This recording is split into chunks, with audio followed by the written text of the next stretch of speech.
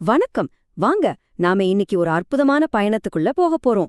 லலிதா சகஸ்ரநாமத்தோட சில புனித நாமங்கள் வழியா நமக்குள்ளேயே நடக்கிற ஒரு ஆழமான மாற்றத்தை இது வரைபடமா காட்டப் போகுது.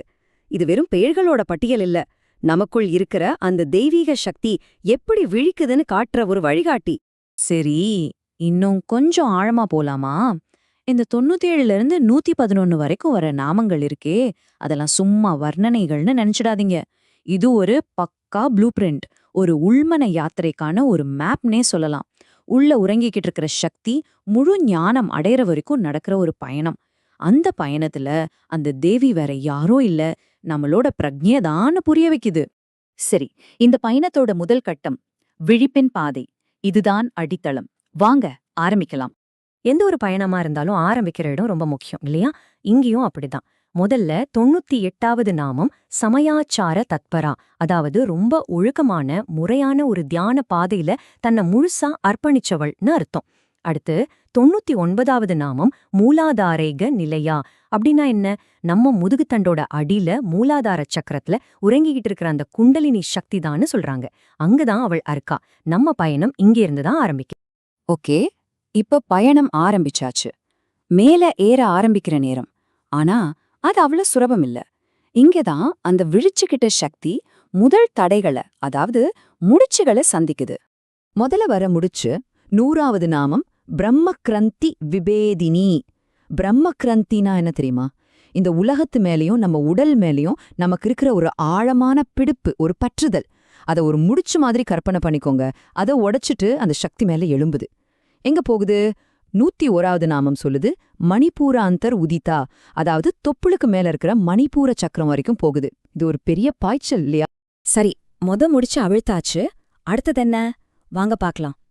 102வது நாமம் விஷ்ணு கிரந்தி விபேதினி.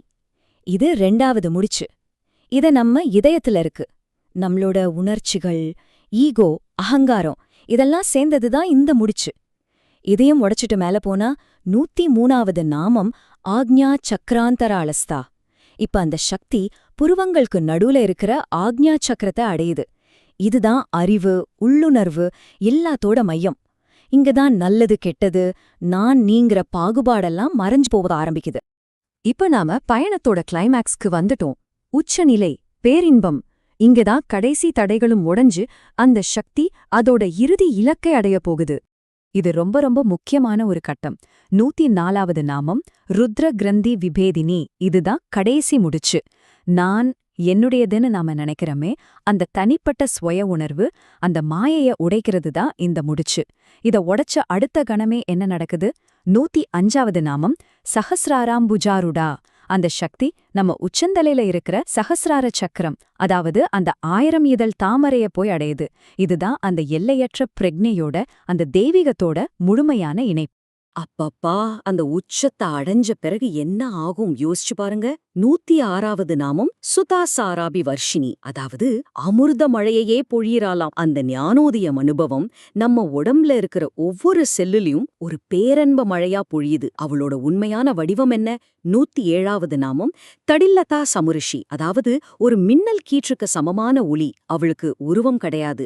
அவ ஒரு தூய்மையான பிரகாசமான ஆற்றல். எல்லாம் ஒரே கணத்துல புரியற ஒரு ஞான ஒளி மாதிரி. சரி, பயணம் முடிஞ்சிருச்சு, இலக்கையும் அடைஞ்சாச்சு.